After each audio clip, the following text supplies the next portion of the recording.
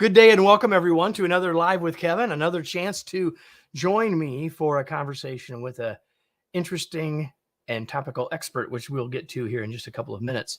So if this is the first time you've joined me, I'm glad that you're here. And if you're with us live, whatever channel you happen to be on, I hope that you will go to your comments area and say hello. Tell us where you're from. We'd love for you to do that.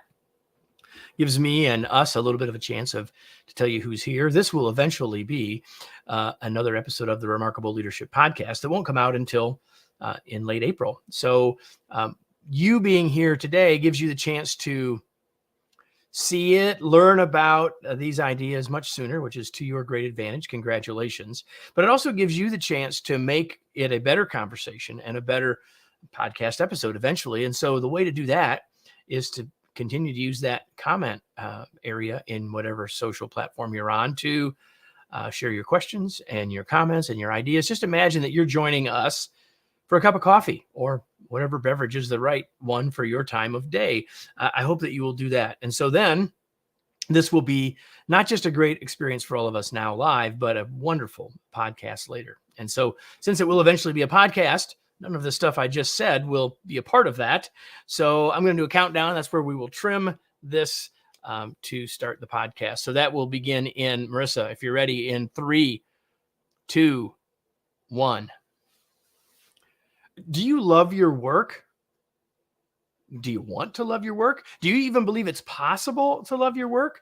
Our guest and I agree that it is 100% possible for you and those around you. Today, we're talking about intrinsic motivation, what it is, why it matters, and how you can create more of it to help you achieve the work and life you really want. Get ready for an exciting and I believe potentially life-changing conversation. Welcome to another episode of the Remarkable Leadership Podcast, where we are helping leaders grow personally and professionally to lead more effectively and make a bigger difference for their teams, their organizations, and the world. And so if you're listening to this podcast, you could have been here with us live. Well, you can't go back, but you could be with us for future live episodes by just joining our podcast channels, either on Facebook or LinkedIn. You can go to remarkablepodcast.com/Facebook or remarkablepodcast.com/LinkedIn as a way for you to find out what's coming live so you can take advantage of those then, if you so choose. So, and if you happen to be listening to this, you can always go back and find this to watch this conversation if you would prefer. And today's episode is brought to you by our new book, The Long Distance Team, Designing a Team for Everyone's Success, which you can learn more about by going to longdistanceteambook.com. And with all of that out of the way, I'm going to bring in my guest, if I can get the button. There we go. And so there's Stefan Falk, and let me introduce him to you, and then we're going to dive in. So let me tell you about Stefan. He is an internationally recognized human performance expert for top business executives, special ops in the armed forces, and elite athletes. He has spent more than 30 years helping thousands of individuals, teams, and organizations become intrinsically motivated, doing what they love to do because they love the experience of doing it, not because of extrinsic rewards that come with it, such as money or status. His work at McKinsey & Company specialized in leadership and corporate transformation. He has studied how employee satisfaction surveys and other relevant work performance data covering more than 1.5 million professionals. And he's performed 360 feedback interviews and surveys for more than 1,000 leaders and executives. He's held C-level roles at several global companies, and his leadership and human performance techniques have been developed with leading scientists in the fields of neuroscience, behavioral science, and psychology. He is here today because he's the author of this fabulous new book titled Intrinsic Motivation: Learn to Love Your Work and Succeed as Never Before. Who doesn't want that? Stefan, thank you. Thanks for being here. Thank you, Kevin, for having me. It's an honor to be here. So I want to open with a question that I often ask people, because you didn't wake up when you were, although you talk in the book about the things that you learned as a kid. You didn't wake up when you were 9 and say, I'm going to study and become an expert in human performance and intrinsic motivation. So I guess the question would be sort of, what led you to this work? Well, I actually think it has to do with my childhood and some of my experiences in my childhood. I think one thing, and I don't think I mentioned this in the book, is when I started school at first grade, I saw bullying for the first time. And it just blew my mind. I could not understand what was going on. You know, other kids, being bad to other kids for no apparent reason. And that sort of memory stayed with me, and that's sort of also shaped me a little bit of who I have become. So that's one of the experiences. It really shaped me. I think that was the first spark that, how can people do this, or human being do this? Of course, I didn't formulate it that way when I was a kid, 7 years old. But then when I also played a lot alone when I was a kid, because I was overweight and I was not very popular among other kids. So I spent a lot of time in my room playing myself. I'd play, stimulating myself. Yep. Which I think led to an extreme ability to actually fantasize and imagining things. That played really well for me when my mother rented a piano for reasons I still don't understand. But I became obsessed with that piano. I just had this dream and fantasy of, I wanted it to sound like a virtuoso. So I was hammering away on that piano for probably 2 years, and it sounded like crap. But 2 hours every day, and my mother, poor her, she was like, why did I buy this piano for him? And then all of a sudden one day, I think I turned 10, I sat down and something was different. It sounded really good. And what was carrying me through that process was my fantasy, my imagination, how I wanted it to sound. That made me withstand the pain of realizing that I'm very far from it. I think these experiences basically set me off on a path that I think is very true to our purpose as human beings, which is to constantly learn and develop and try to do good by others. And that's actually the drivers behind intrinsic motivation. So that phrase, intrinsic motivation, is one that everyone has heard, but I don't think everyone really understands. And so I want us to talk about that for a minute. So since it's the title of the book, it seems appropriate that I ask you, what is intrinsic motivation really? What is it? Well, intrinsic motivation is, first of all, when we are in a situation of intrinsic motivation, we perform the best. And the fundamental purpose why we engage in the activity is the experience we get. It is not the only purpose. Okay, we might be focused on the outcome and all these things, but it's fundamentally the experience of the activity that really makes us want to engage in it over and over and over again. My mentor for many years, Mihai Csikszentmihalyi, he called this state flow. And that's the highest state of intrinsic motivation. But they also have other states like just immersed in deep concentration in doing something. Now, I think the question is, why are we equipped with the ability to be intrinsically motivated? Is it just for fun we have this ability? No, I truly believe it is because of purposeful design. Because just as rabbits have big ears for thermoregulation, or massive ears, we have this ability for a purpose. Because one of the key survival strategies for human beings, and that has taken us where we are, is to constantly learn and develop and do good by others. That's how we have survived. That's one of the key survival strategies. So that's why the brain is rewarding us with this fantastic experience when we're in intrinsic motivation. And when does it happen? It happens when we are involved in solving a challenging problem that interests us and or is important for another person that we solve. That's when it happens. So I have used words like people want meaningful work. They want to do work that makes a difference. They want to do work where they feel like they're contributing. And that's a weak connected tissue to what you've just said, but it is connected. And yet so many of the leaders that I work with, and I'm confident that at least at the start, so many of the leaders that you work with put so much focus on extrinsic motivation, Mm-hmm. extrinsic rewards. Mm-hmm. Even though all of us have had that deep feeling of satisfaction and reward that comes with what you're saying, why is it that there is so much focus in the world and with individual leaders Mm-hmm. around the extrinsic issues? Mm-hmm.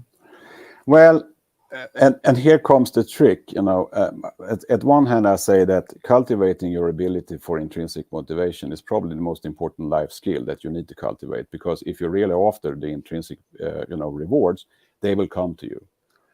Because with intrinsic motivation, you will build mastery much faster than other people will do it, and mastery will never go out of fashion. It doesn't matter, okay? But what makes it hard is, so if learning and developing and doing good by others is a key survival strategy, there is another one we have that, unfortunately, in the time we live in, is much stronger. And that is to conserve energy. Our brain rewards us more for conserving energy, for basically doing nothing or being very hesitant for when we should spend our energy. That's why we have habits, because when we operate on habits, we don't think. And that's why a lot of people spend a lot of time on these things, doing something other than this, making a phone call, right? Yeah. And we should also understand that thinking is required for intrinsic motivation, and thinking, unfortunately, draws more energy than physical exercise. So that's sort of something that we need to figure out how to deal with. Yeah, and again, to your point, well, it's a lot easier. I think another reason is that oftentimes leaders say, well, I don't have that. We may get to this point later. I don't have that in my control. I can't control how much. I'm not the CEO. I can't control what the budget is for what we can pay people. So I can't motivate people because I can't give them any more money, right? And you and I would both say, well, not so much, not so fast, my friend. We should think about this differently. And that's one of the reasons why I think this is such a very important conversation from us from a leadership perspective. As I'm reading the book, I'm thinking a lot, and really everything you've said so far gets in part to the way we see the world or our mindset. So how would you answer this question? Like, what mindset, because we're going to talk about, and the book talks a lot about specific things that we can do to cultivate this, right? To make this great thing called intrinsic motivation happen. But what mindset do we need first before we get into the actions of doing it? Well, I think that there are many layers to the mindset you need to have. One is to recommit to this key survival strategy we have as a human beings. I mean, that's how biological systems survive in itself. It's by learning and adapting. Okay, that's sort of almost like a responsibility we have as being part of our species. So that's a fundamental thing, just to think about that, and also think about the benefits that will come to you by pursuing that. Another layer of the mindset is to just acknowledge the fact that we all know that we are born incomplete and will actually pass incomplete. And the purpose of life is try to be a little bit less incomplete when we pass. That's good for us. That's good for the people around us. That's good for humankind. Okay, that's it. In the professional world, one mindset that I often tell clients to try to get into is the mindset of being an elite athlete, being part of a team. Okay, because the only thing you can control in being part of a team is your own ability to play in the team and add value to that team. And in order to do that, because everyone in the team, you can play with that in your head, is also driving to be really contributing team members, you need to push yourself every day to tweak how you do things and learn new things, just like an elite athlete.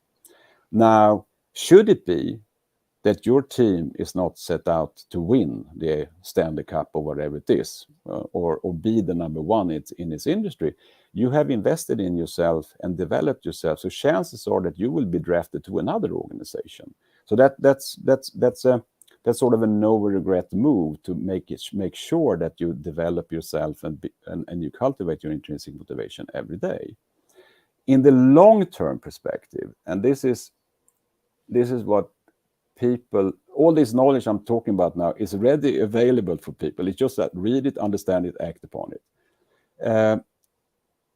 Learning something new or developing how you do things, something every day, I would say between an hour to 2 hours, is super important for brain health. Okay, for long-term, short-term performance and health. And people that do that, their brain doesn't age at the same rate as people that don't do it. It also means that they withstand any type of brain damage much better. So, for instance, getting Alzheimer's or whatever, they withstand it. So there's a lot at stake here. It's not just one thing, being successful in all these things, which you will be. I can guarantee you. If you master intrinsic motivation, Kevin, you will learn stuff much faster than other people. You will be able to work effectively toward any type of goal and dream you have, because any type of goal and dream you have will entail stuff that doesn't naturally interest you, that you think is boring, too difficult, or uncomfortable. If you can unlock your intrinsic motivation for those things, you will pursue them. That's what's holding people back from their goals and dreams, because they don't do everything they need to do it. And then thirdly, you will also enjoy a greater work satisfaction in whatever you need to do and also want to do.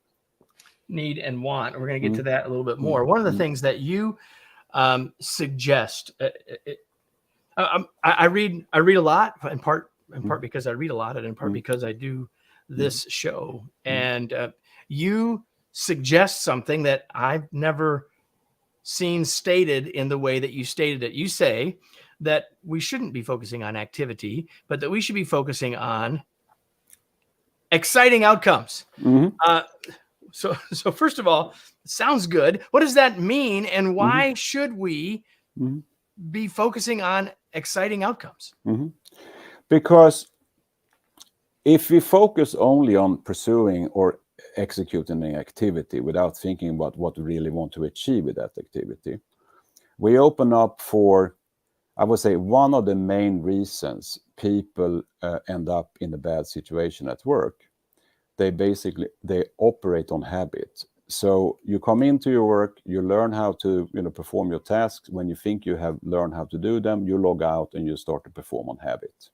That's activity-based behavior.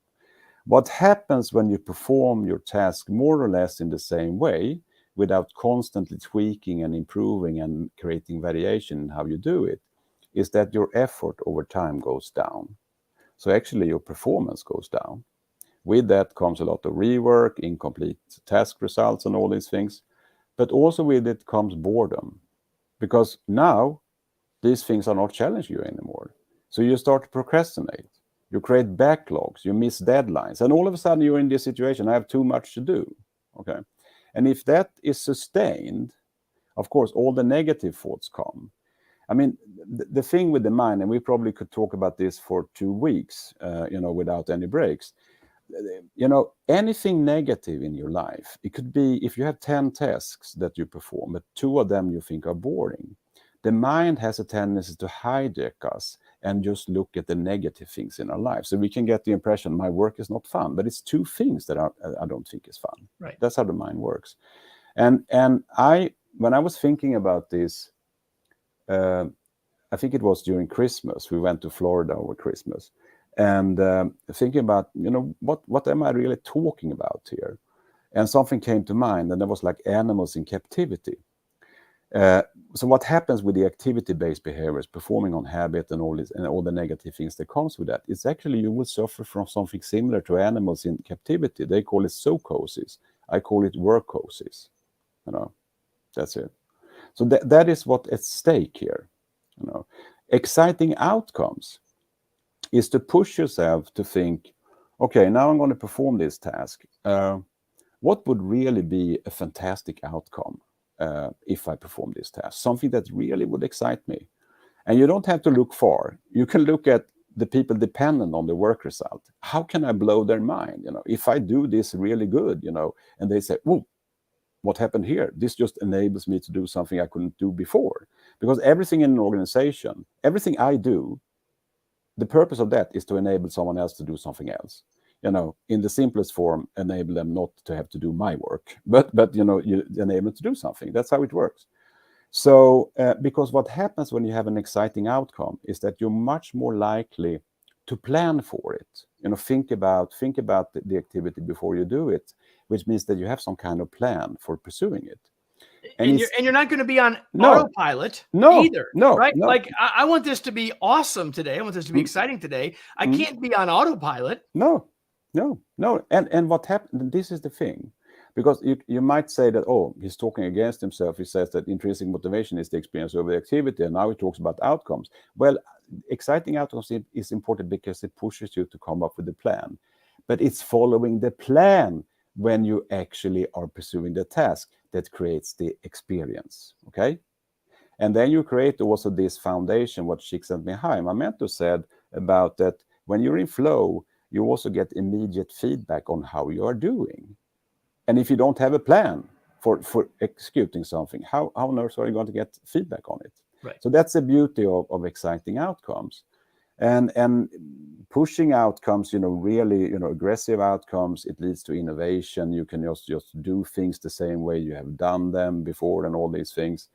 One of the aphrodisiacs for exciting outcomes and intrinsic motivation is to work with the time element. I use that every day. So let's say you and I were engaged in coaching, and we have an hour and a half every week. And then we have done this for 2 months, and everything is going really well, and we have an agenda, and you're having good progress and so forth. I often, every day, I think, okay, let's say I only had 15 minutes with Kevin, and I really want to create something that is so powerful and helpful for him. How would I spend those 15 minutes? It becomes really exciting because it becomes this challenging, interesting problem for me to think about. And even if we spend an hour and a half, that an hour and a half will be better still. Yeah, for sure. The book, part of the framework of the book is this idea of focusing on exciting outcomes, but you really talk about 3 big ideas. You talk about learning to love any activity, which is sort of what I talked about in the open, as well as shaping your destiny. And then you talk a little bit about other people. So you just sort of unpack each of those 3 a little bit more as sort of pieces of this puzzle, if you would. Yeah, I mean, the first 2 sections in the book is basically dealing with the biggest obstacle for any type of well-being, which is yourself. Okay, so the first sort of section is about basically driving your development. I would say sort of is the theme of that. The second section is being able to understand how your mind works and also position yourself to be able to think logically and actually solve any type of problem, because few things excites us as much as just solving problems, and few things demotivates us so much when we don't understand what the problem is or we can't solve it. So that's very important for intrinsic motivation. And then when you get your head around how to manage yourself, then I think you're well positioned to deal with the second obstacle for well-being, which are other people just like yourself. So that's it. so that's the flow of it. So one of the things that I love about the book is that in each of those 3 sections, you give us a bunch of activities, things that we can do, that we can start to apply to get better in these areas. And the thing I love the most about them is at the start of each one of them, you say, well, this is pretty easy to implement. This is sort of moderately easy to implement. This is going to be harder to do. Like, I love that you just tell us up front that. So, and I have to tell you, I think you'll find this interesting. Like, I'm looking at the ones that say, well, these are going to be hard. I'm like, I can do that. Like, I'm immediately moving to that. But really there's a bunch of really, really practical ideas that you share with us. And certainly people are you're going to want a copy of this book, Intrinsic Motivation, Learn to Love Your Work and Succeed as Never Before. And so we can't unpack it all in the few minutes that we have left. But are there 1 or 2 of those practices or exercises that you might want to feel led to share with us right now? Yeah, I mean, the key theme that everyone needs to subscribe to is I need to take charge of my life and myself. I'm the only agent there. I mean, we are the agents of our lives. The problem is that we don't actively manage our agency, most of us, okay? So that's it. And And how do you do that? How do you start that journey? One thing that is extremely important that people understand is that the brain becomes good at, what you push it to work on. So to start with, any person should erase any type of negativity from their lives. It's extremely important to understand the ramifications of allowing negative thoughts. First of all, the brain becomes super good in thinking negative thoughts because the brain strives for energy efficiency. That is perfection. Okay?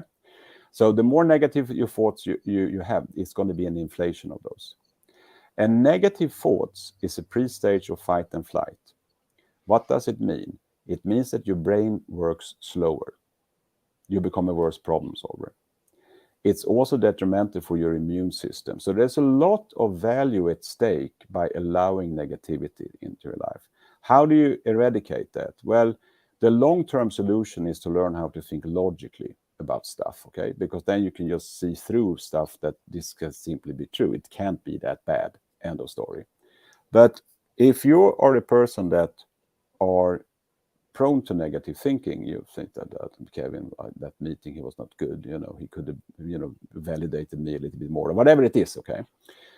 Make a calendar entry every day at a certain time, like 5 o'clock in the afternoon or whatever, and call it blame time or negativity time. And then you basically say, okay, I'm gonna relieve my brain from duty thinking negative thoughts, but then we're gonna really celebrate all the negativity in my life, and we're gonna think negative thoughts. What happened to almost all my clients is that when they sit there at 5 o'clock, They can't come up with them. and well, if they come up with them, then they say, well, maybe there's no real reason for this. And if there is a reason, they actually disassociate themselves from the reason, and then they understand also, Kevin could really have treated me, better in that meeting. I think I'm going to bring that up with him, because I think our collaboration is super important. So why don't we talk about our preferences and how we deal with each other? So it's all good. That's the first one, I would say. That's so important to do. And then, there's a gazillion things, other things. I would also say that manage the two most important things in life, which is your expectations and your effort. You can reduce life to that.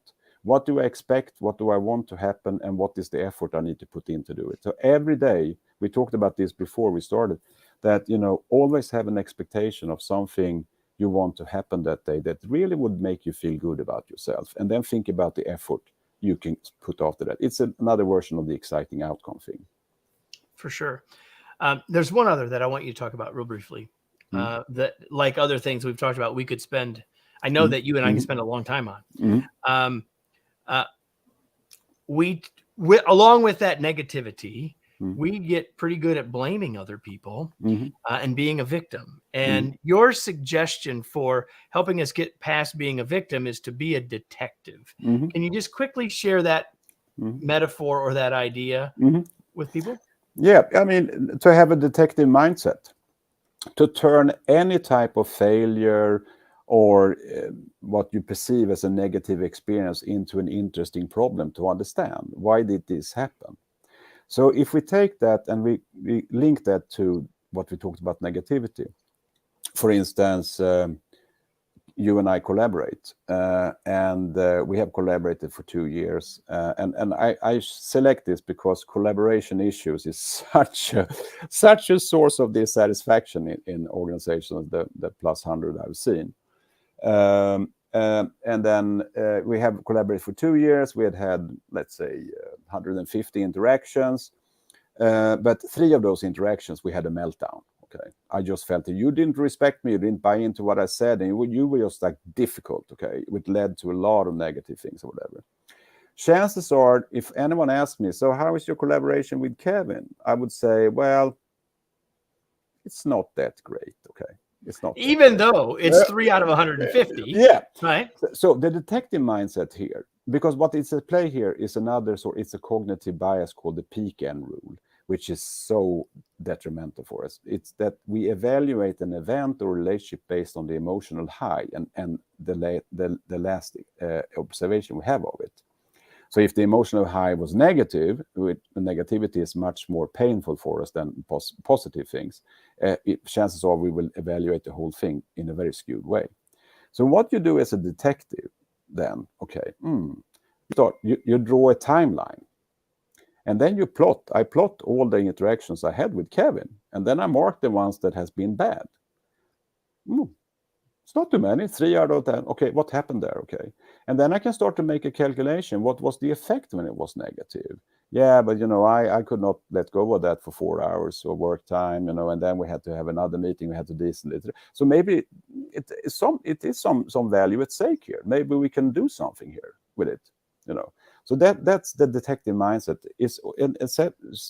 Same. I had people, that I will leave the company. I cannot work with that person. That boss is terrible. Okay, but it's an interesting problem. You can of course leave here, but that person is not the only one in the universe that has exactly the same profile. So if you want to shape your destiny, you need to figure out how to deal with that person. Otherwise, you're not.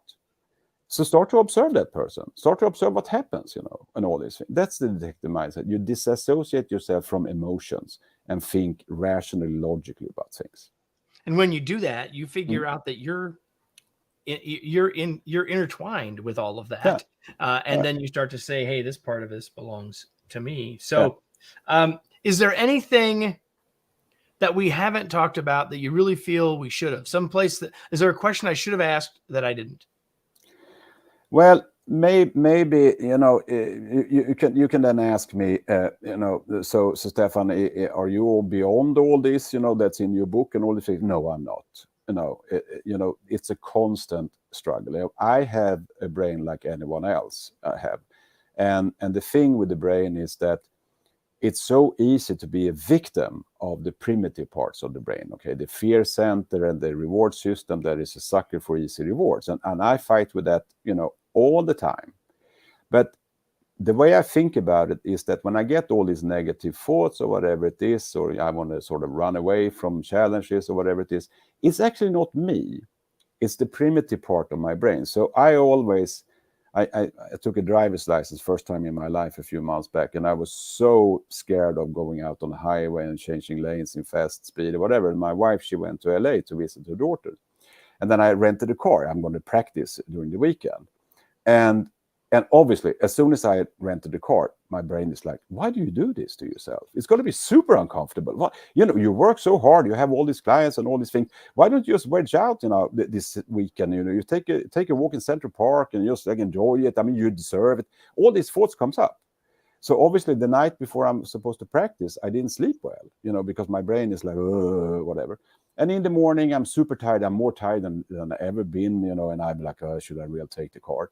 But then I've developed a red alert in my brain. So when there's too many excuses, like, no, shape up here. And then my brain helps me formulate the question. Okay, you can avoid taking the car out now. And that means that, is that the life you want to have? So every time you rent a car with your wife, Regina, you're going to be anxious about driving. Do you want that life? No, obviously not. And then I made a thermos of coffee and I went out and I drove all the way down to Atlantic City, back and forth, practicing. And after 6 hours, I started to feel a little bit more confident, in it. So that's, how it is. So what you're saying is, you're practicing just like you're encouraging us to practice. Is what you're saying. It's a lifelong, and I think it's the most exciting challenge because you actually evolve when you do it, but you still will end up in situations where your brain is trying to derail you. And it's important to say that I was not asked to be born with 150 cognitive biases that skews how I process information, or that I always, have a tendency to take the easy way out. I was not, when I was conceived, can you please build me like that? No, that's sort of a heritage we get from evolution. Okay, it's just that in today's world, it doesn't play out so well. And the best favor we can, do ourselves is to try to create a way of thinking and managing ourselves, so at least balance it out a little bit. We cannot take it away. It is impossible. That's it. How do we balance it out a little bit? So speaking of balancing things out, we've been talking about how we can love our work, and I think like me, you would say that your work is fun, but what else do you do for fun? Maybe it's going to become driving. Maybe that's what it's going to become. But what do you do for fun? What I do for fun? Well, I tell you one thing. It's a little bit of a redundant question to me, because when I wrote the book, I asked my son, I need to write something about myself. And he said to me, he's 23 at that time, well, you need to be honest. And I said, well, that's my plan. Well, then I think you should write that you're crazy. And I'm like, what do you mean? Because you're the only person in the universe that don't know how to be bored. And that is actually true. I just refuse boredom. It has no place in my life. So I love talking to my wife. We talk, for hours every day. We talk about work. We talk about stuff. But I also play 40 different instruments and a few things. And piano is my thing. So I play the piano at least an hour and a half every day, or at least an hour. So there's a lot. I just think that life is like, what is there not to love about it, except some of the more darker visions of the future that people like to talk about, which I don't really subscribe to. But so life is fantastic. I'm with you. And one of the things that is fantastic for me is reading, including this book, Intrinsic Motivation, that Stefan wrote for us all, for our benefit. But my question is, what are you reading? Or what's something, Stefan, that you've read recently that we might find interesting? Oh, well, what I read recently, both as a source of insight, but also a source of reminder that there was a person that knew everything about the human condition that unfortunately left us about 1.5 years ago. That was my mentor, Csikszentmihalyi. And one of the books I tend to read over and over again is his book, Creativity. That is probably the most insightful book ever written on the human condition. It's magnificent. And the thing with him is that every word has such a deep meaning. And engaging with him was like a pleasure. The only thing that irritated me was every time I felt that I came up with something smart. That's something he already discovered 30 years ago. So trying to be, come with some kind of innovation with him, that's the only time in my life I felt that something was impossible. But it actually was. Right. We'll put links to Creativity as well as Stefan's book in the show notes if you're watching the podcast. Anything you want to say to us about where we can learn more, where you want to point people, where they can get the book, anything at all? Yeah, but please visit my website, learntoloveyourwork.com. It's going to be developed and more built and all these things, but learntoloveyourwork.com. It has resources related to the book, as well as how you can get connected with Stefan and many other things. I hope that you will do that. And so now I have a question for all of you listening before we finish. It's a question I ask you every single episode. And the question is, now what? What are you going to do with this? Then there's no point here if you don't take some action. So what action is it? Hopefully there are at least 2 of us here that hope you go out and buy a copy of this book. But beyond that, what are the things that you got here? Did you learn some things about your expectations? Did you get an idea about how to think about when you're in victim mode and blaming others? Did you get an idea about what you can do around how you use or think about your time? Did you get any ideas that might help you around dealing with negativity? Maybe you're going to block it out from 5 to 5:15 every night and do that negativity dump. But whatever it might be, there's a whole bunch of things that we talked about that you could take action on. The question is, which ones will you take? Because if you don't take action, what's the point? Stefan, thank you so much for joining us. It was a real pleasure to have you. I enjoyed the book a great deal. I'll be recommending it beyond just this podcast, and I hope that you enjoyed our time. Thanks so much for being here.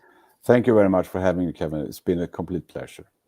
All right. So we're here every week. You maybe know that. If you didn't know that, hope you'll come back. If this is the first time you're listening to the podcast, make sure you come back or go back in the archives and take a look at some others. in the past. Make sure wherever you are that you share and rate us, hopefully rate us highly. But most of all, I hope that you take action on what you learned and come back and join us in the future for another episode of the Remarkable Leadership Podcast. Thanks, everybody.